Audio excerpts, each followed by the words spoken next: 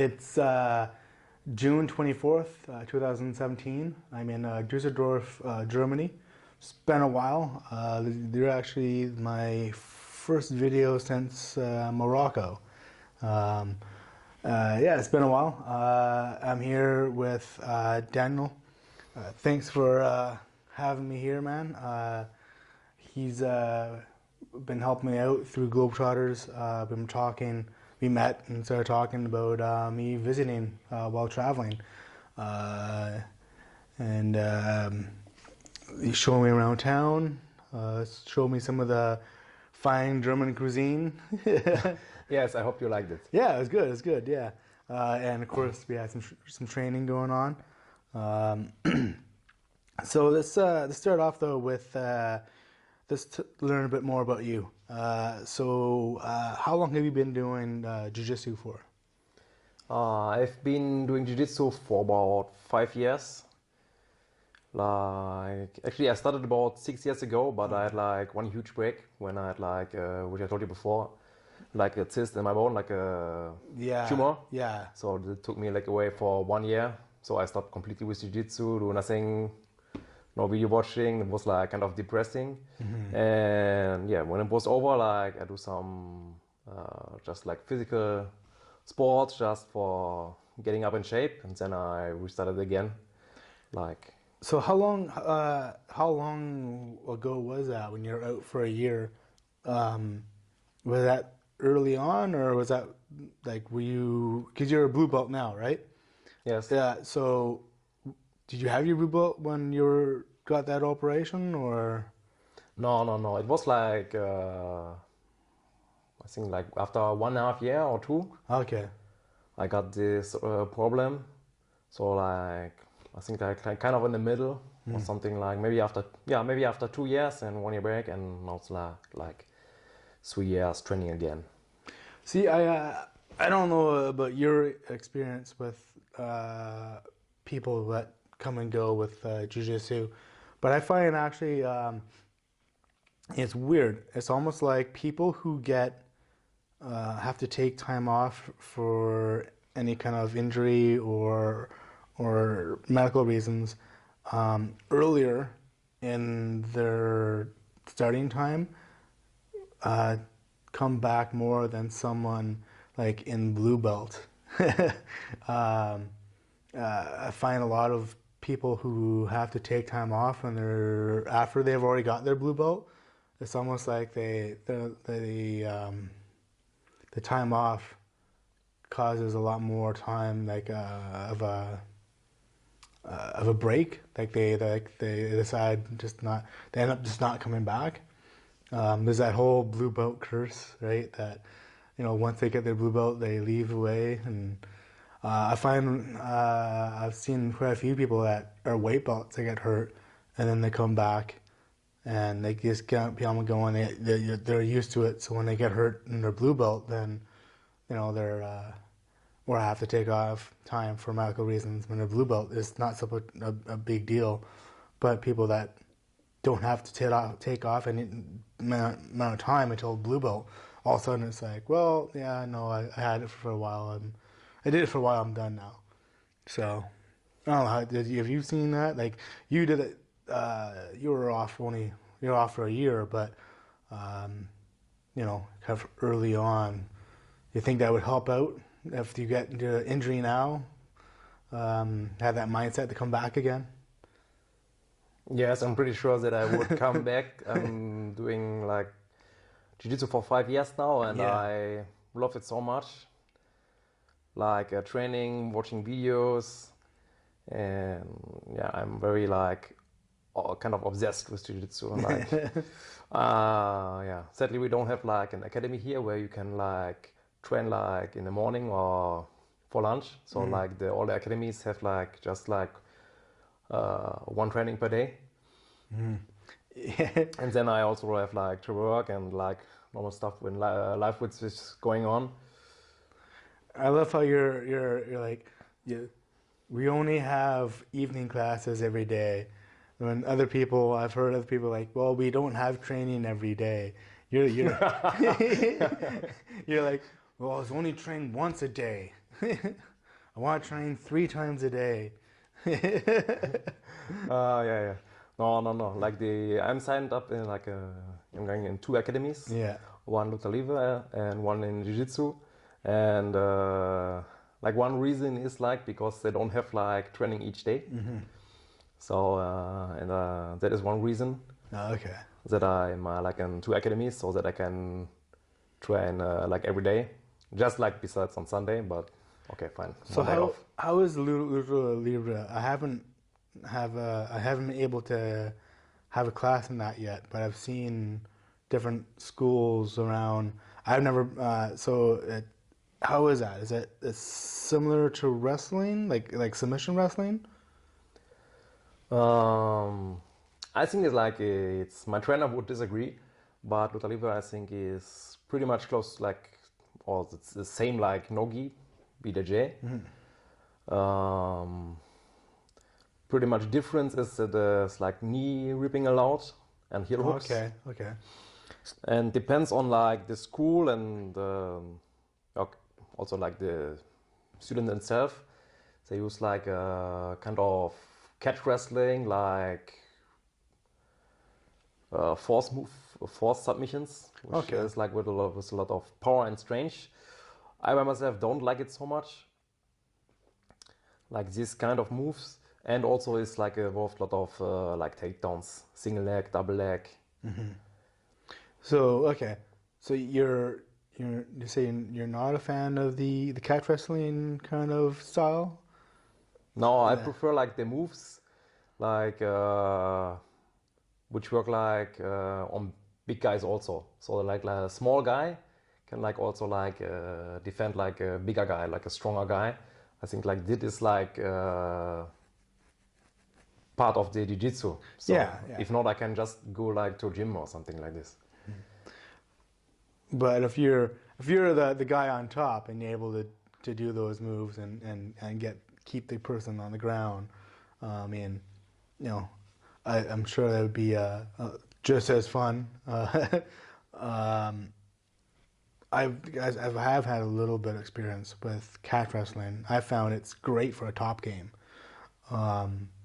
but on the bottom, because they don't, they don't really work with a lot of, it's all about, if you get pinned, you get pinned, right? So for a bottom game, obviously, it's more jujitsu involved, I find. Anyways, that's my opinion. Because I've always heard about Lucha Libre. I've heard a lot of wrestling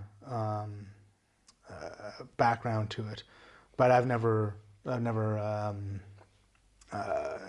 been in a class yet. So I'm kind of interested to see how it is to be in the class and check it out eventually, because all styles of grappling I'm interested in, right? So are you more into that, or are you more into the gi, just doing jiu-jitsu? It changes by time. Like sometimes I like to do more like with gi, sometimes more like without the gi. I think it depends. Like if I trained a lot of time like in the gi, then I prefer like a little bit like a no gi again. So I think like in general like for me at first like or still like in no-gi it's more easy to get like to spar, like for example like with new visitor which is coming in, because for the beginning if you don't have like a high level knowledge, the new guy just can hold on to you. Yeah. And just like fix you on the ground or something like this. So a no-gi, you can go away like with this because you are slippery, and then it's like a little bit easier. And then I first thought like in the gi is you use like more strength. But finally I come like to the conclusion that like with the gi, if your knowledge is higher, you even can control like unskilled opponent more easily. Oh, with grips and Yes. yeah, yeah. But your knowledge have to be at a very high level than a nogi. Yeah, a friend of mine. What is the term he was used about gi, classical gi sparring was uh, micro movements, micro. It's saying it's all about the grip game. It's all about the slightest little movements and grips like that to control a person. So um, you you're not needing that explosiveness as much because you're containing them more. Um, yeah, it was. I'd have to remember exactly how I said it, but yeah, it's all about the grip game. Was what he loved about gi, because you can really control your opponent as opposed to no gi where you need to be better at the scramble, right? To get to a position. Um, yeah, I'm lazy, so No, no, no. It's a lot about the grips. So yeah, yeah. I figured this out like just a couple of months ago. So like in the first place, I didn't put so much attention to the grips. But then I figured out that makes like if you like know the basic moves and stuff, and spar with another guy which also like the basic moves, like the guy which make like the first grips has like a much higher percentage to succeed. Yeah, the grip game has been something I've been really embracing for this last, I don't know, a year or more. And it's just been like something like I went somewhere to train and someone explained to me about the whole grip game, like, that's your first fight is the grips, not the move, right? So, if I let you get grips on me, I've already let you put your first move on me. It's pretty much a sweep, right? And the way he said it like that just totally changed my view on letting them get that grip, and then, instead of always wanting to fight for it. Yes.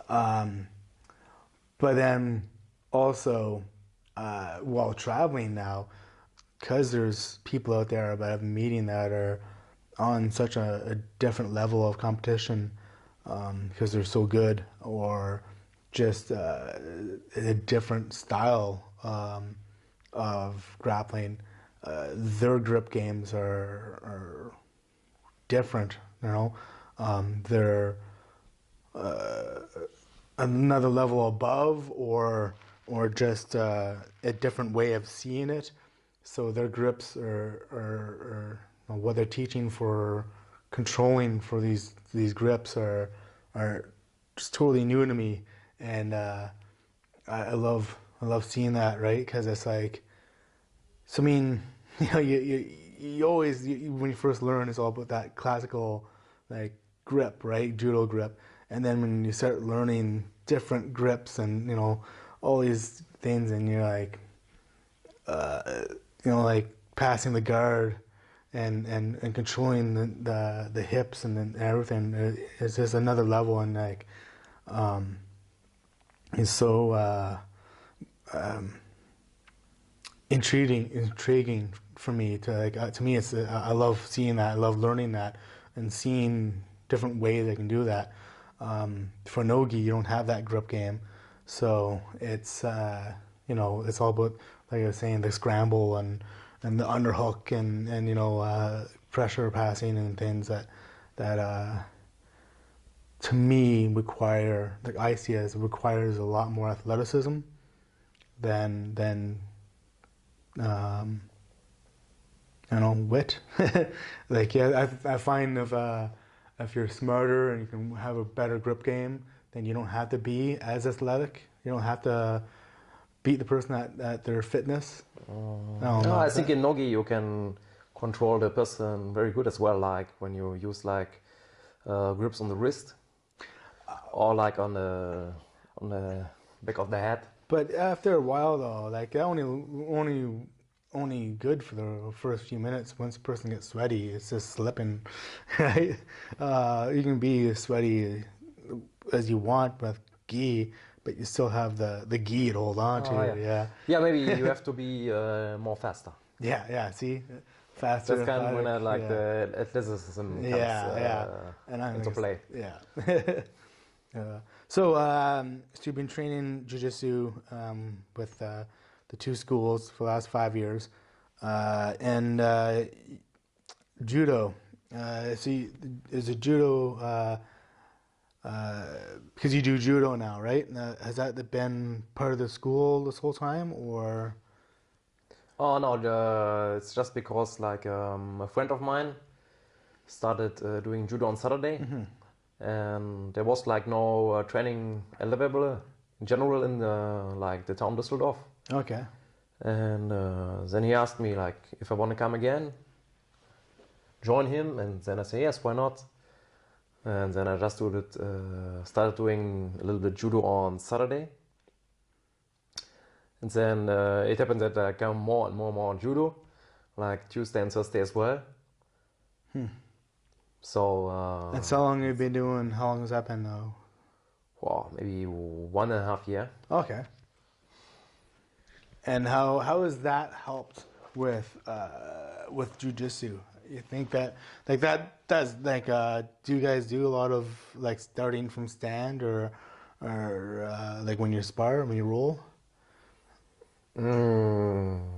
No, we don't do a lot of sparring, so it doesn't improve my game so much.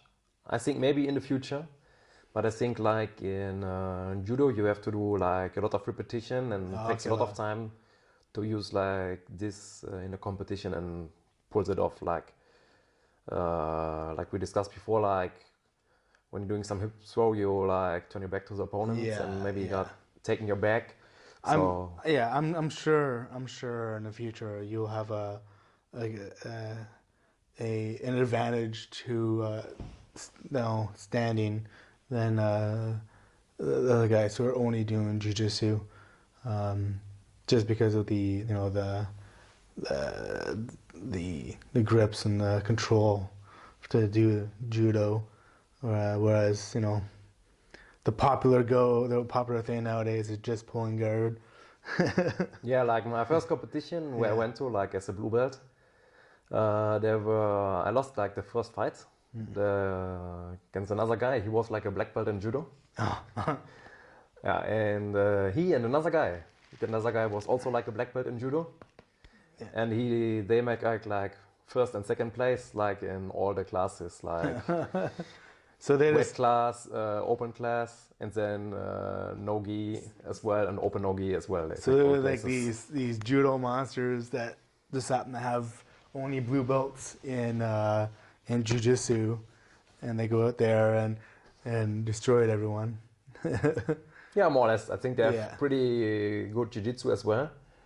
But it's, I think that's like a huge advantage. That's like when you score like the first 2 points, actually there are like statistics, like who makes like the first points, like wins like, I don't know, like in 75% the match. It's like the statistics. Well, because I mean they say like when you're looking at that, the person knows, well, they got the takedown or they got the the side control, they got whatever position. So now their game has changed to defensive and trying to chase and get back rather than and very few people that in my experience that I've listened to, like very few people train like, all right, so I'm gonna go in there and get taken down. Like they all play the all right, their object is to take the other person down or pull guard and sweep them. Not okay, he stuffs me and I get taken down, and now I'm starting from this bottom position. A lot of people take a lot of time on that, right? So yeah, those first few points really matter on the whole psyche, right? For them to for the game. Yes, but also you can train like the most guys train wrestling. I think that's really more easy to adapt like to jiu-jitsu. But like the like good like wrestling academies is like a little bit more far away. So maybe I will do this like in the future. I don't know.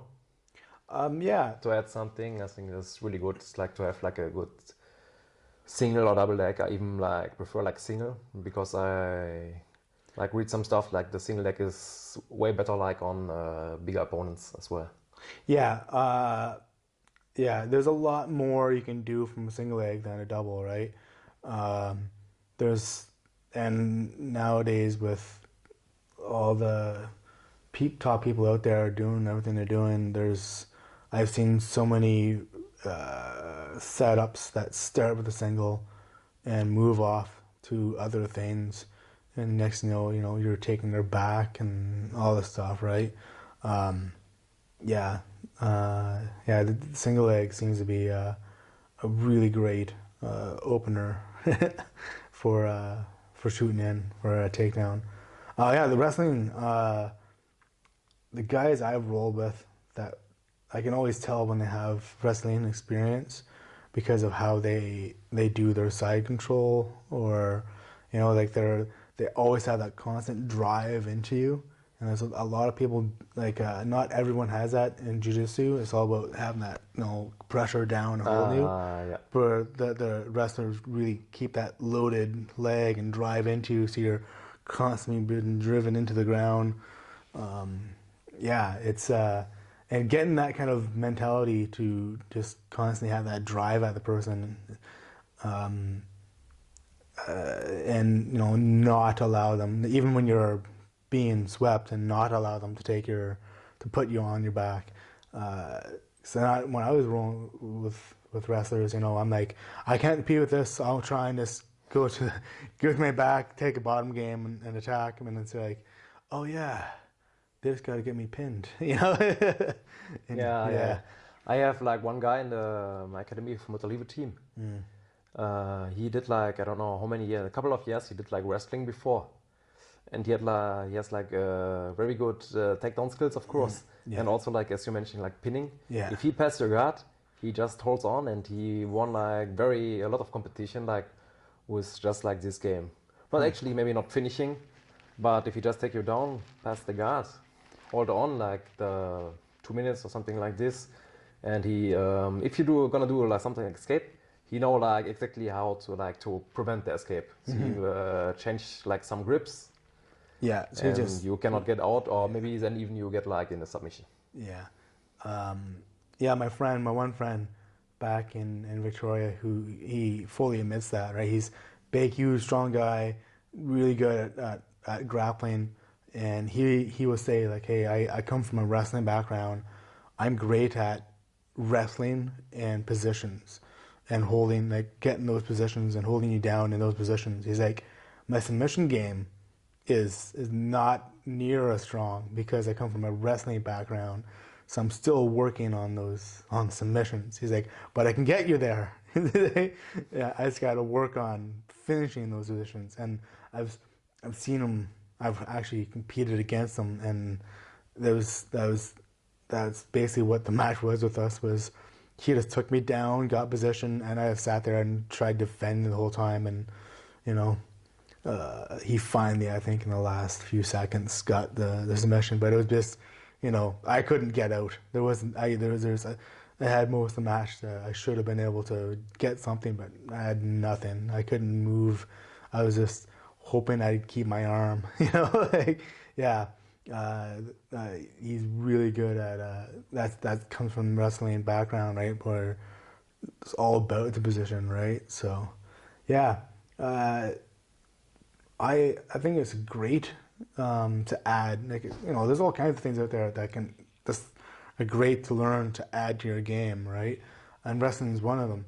I get kind of scared sometimes though when I see some wrestling schools, like they're just monsters, and I feel like I'm just gonna, I see them training, and I feel like I'll get crushed if I get in there though.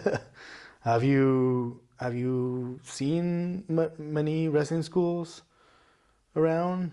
Well, actually, here's one wrestling school where I went. I Yeah. went like 2 times of there. There were like all kind of guys, but maybe probably a little bit more athletic than like the average jiu-jitsu guy, I guess. So yeah. Big guys with the wrestling shoes, just driving you right across the whole mats, and yeah, it gets kind of intimidating. But it's great. I love there's the pommel, working for the underhooks and Yes. the pommel and all that stuff. It's great things to learn from wrestling, definitely. Um, so Globetrotters. So how did you get involved with Globetrotters? Because we were talking earlier, and you've said you've had a few people come by now and visit, right?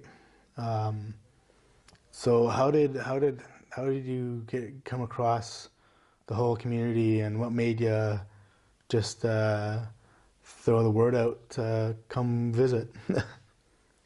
Oh, it was like, yeah, at first there was one friend of mine I saw like when I was like going through Facebook, said he liked the book from Christian. And then I thought, that's kind of interesting, like traveling and training jiu-jitsu together. I already went before, like for like training to Brazil for 6 weeks. Nice. And then I thought like, that's like an interesting idea, like to train in other cities as well, or countries, like not just like Brazil. So I bought the book. Yeah, when I just started reading, I was like completely hooked, and I finished it in one day. Yeah, And just right from there, was hooked on the community, and yeah, kind of. Then I started like half year later. I started like to travel around in Spain. okay, There were not so many guys in the community from BJJ Globetrotters. So I did like to find out something to train some academies on my own was like not so easy like as I guessed. But like the second travel was really easy. So I used the Globetrotter map. Just wrote up some guys like I don't know, like 4 guys in Italy and 1 guy in Greece. so you've been around quite a bit for Europe, right? Let's see. I mean, you've mentioned 3 countries right now already. So you've traveled quite a bit around. Yeah, but I didn't went to Greece yet. That is like for the future. Oh, okay. Because like I just like asked like 4 guys, and then like I said like, cool, there was like 2 guys in the city which respond. They like invited me, you can stay at my place, and yeah, sounded really good. And yeah, that was like a really great adventure. Like in the city, there's also a lot of sightseeings. The academies were really great, open, friendly. Yeah, I found everyone I've met in the Globetrotter community has been amazing.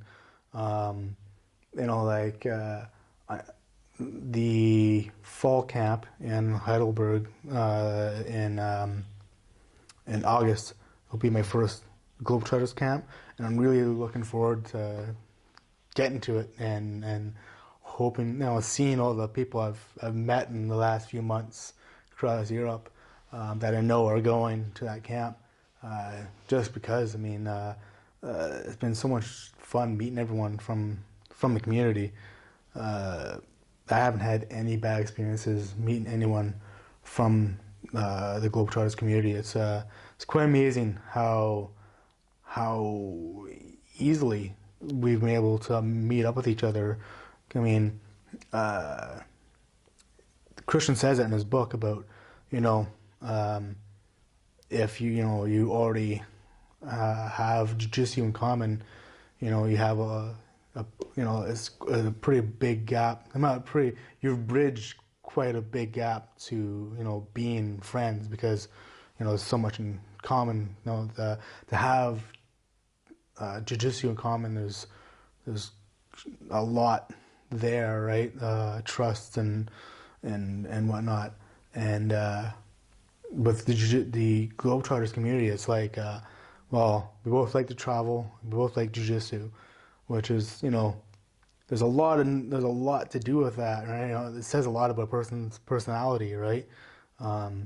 So it's been like, I don't know about you, but for me, I mean, I'll send someone a message, and they're usually like really open to help me out in some sort of like, sorry, I won't be around, but you can talk to this person, or I know information about this city. You can talk to these people, right down to being like, yeah, come on by, come train with us and stuff, right? So, how many visits have you had so far? Like a lot, or? No, actually, you are just my like second guest. Oh, okay. I thought because it was June, and yeah, we were talking about June, who I met in UK back in March, and I thought there was some others maybe that were coming by that you had that had been by. No, I just get like 2 other requests, like from people, but I couldn't host them. They were asking like just for like 2 days or something. Oh, okay. Yeah. And like with my work schedule, like as a firefighter, Yeah. it's like sometimes really complicated. And then the like one guy didn't came so, and another guy, I think he was like in the Globetrotter magazine or something like this. I think he had like some kind of injury or accident which okay. took him away like from training or even like traveling completely. Oh, okay.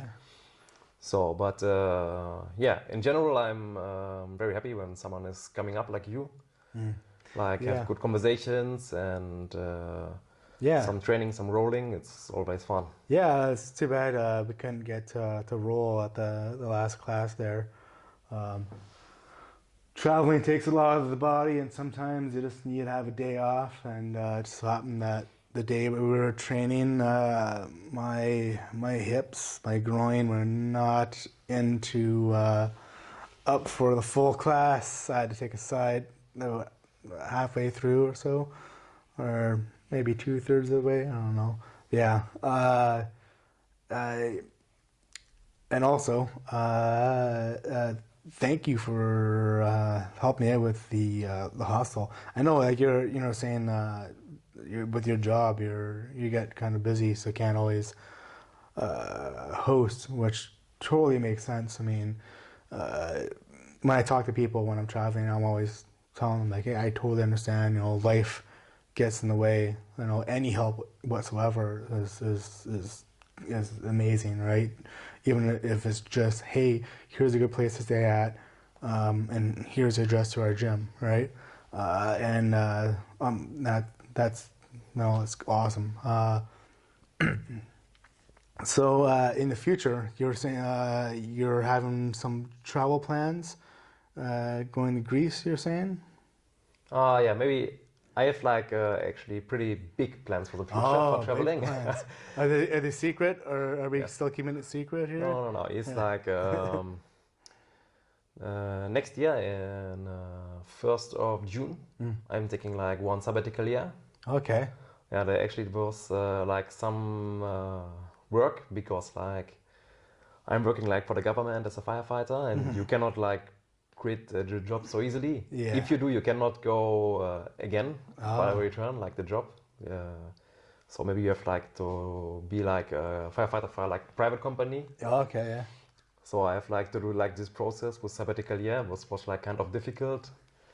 So they let me wait like 6 months for the answer if I can get it. But finally I get like the answer like last month, and was like really happy. So just like 1 year, no, like now it's just like 11 months, and then I will be on the roads for like 12 months as Nice. well, like you. Nice.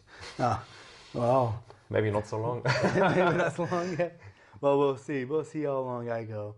Hopefully, you know, you have just as good experience as I have had.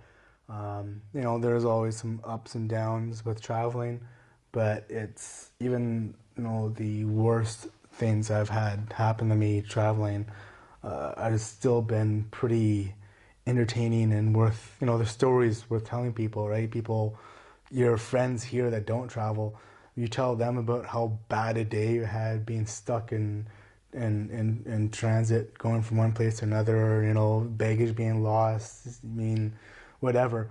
To them, that's like, it's still amazing, right? Because they don't travel, so, or they don't travel much. So even just hearing about the the downside of traveling is still like an amazing story to them, right? So take it all in and you know, come back, all these awesome stories to tell them, and yeah, I'm sure hopefully we'll meet up at a camp somewheres. And have you been to any of the Globetrotter camps?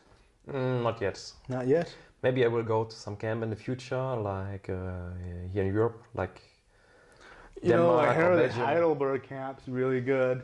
It's just down the road from you too, you know. Maybe. Yeah, I'm looking forward to that one. That's my first one. Being from Canada, it's really hard to get over here to any of the camps, and it just worked out so that the ones that are in Maine over in the U.S., you know, were at times when I wasn't able to go. So yeah, I'm hoping I can hit up a few more camps in the future, because this looks like so much fun. You've seen the videos; it looks like so much fun. The week long meeting everyone and training and hanging out, and everyone seems like they're once you make it to a camp, you're like in another level of Jujitsu friendship, right? Like everyone seems like they keep in contact with each other and a lot more, right? Yeah.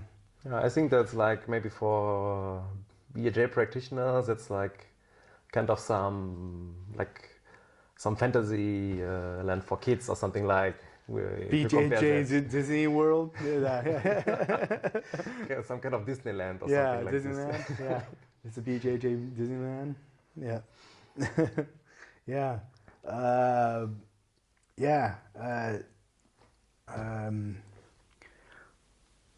Have you been? There's a lot of people I've noticed. Like you look at the Globetrotters map. There's a lot of people in Germany. Have you traveled around to the other clubs around Germany much, or have your travels mostly just been outside of Germany? No, my travel were mainly like outside of Germany. I just went once for like a similar to Berlin. They were like it was like a tournament. So and actually this was like my first trip to Berlin at all. Yeah. So I made like my first trip to Berlin, like go to the tournament, and before the tournament there was like a 1 week seminar with a head guy from GF team in Germany. Oh. His name is Gabriel Reño. And there was like his coach from Brazil, Julio Cesar, who is like the head coach overall from GF team. It's also like, I don't know if you know him, he's like the teacher of like Rodolfo Vieira. Okay. And also like, I recently read this, like, Bruno Malfacin. Like this guy. Now he's for another team, I don't know which now, but I read that like actually he's like from GF team from Julio Cesar as well. So actually he seems like to be like a pretty good teacher. Nice. It's kind of interesting when you see people up at that level. I know I've seen a family tree of sorts of some of the top level guys, and you see like where they started and what clubs they moved to and back, and you know it's kind of interesting to see in that who you know the guy now at this top level of being at this school, but he actually grew up training at another school, you know, and yeah, that's cool. So, I have one last question, and it's not really about jiu-jitsu. It's about just the country itself. So, Berlin, do you get like annoyed of hearing about Berlin all the time? Like, because that's like your big city, right? And like, must hear like people must be like, oh yeah, going to Berlin to go to this tournament or this seminar. In Canada, I know that happens a lot with Toronto, right? A lot of people go on about Toronto a lot. Oh, have you been to Toronto? Have you been to this tournament in Toronto? And you're just like, you know, we have more than one city, right?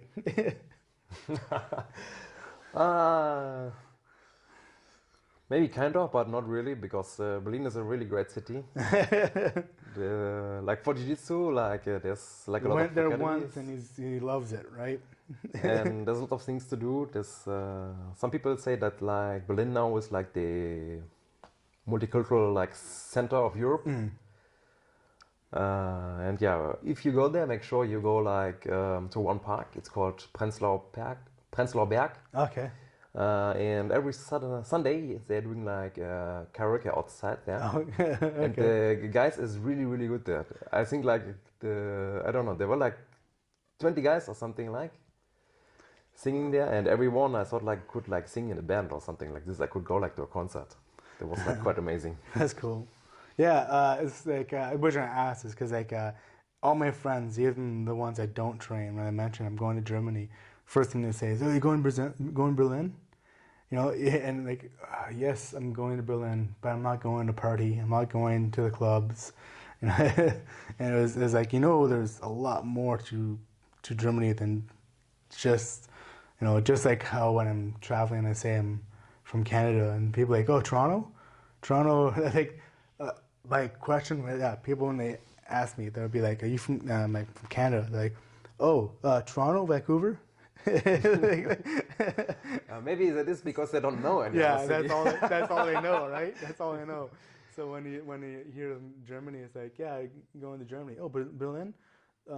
There's no. Well, yes, but yeah. So yeah, it's been great. I leave tomorrow morning, going off to Hamburg. I still got 2 more weeks left here in Germany. It's been great so far. Finally, some reasonable weather outside. It's been cool showing me the city and getting some training in. And hopefully we can get to meet up again in the future. But yeah, thanks for everything, and thanks for this video. Nice to have you here. Yeah. You're welcome. Cool. Okay, guys. Until next time, see you on the mats. Oos. Us.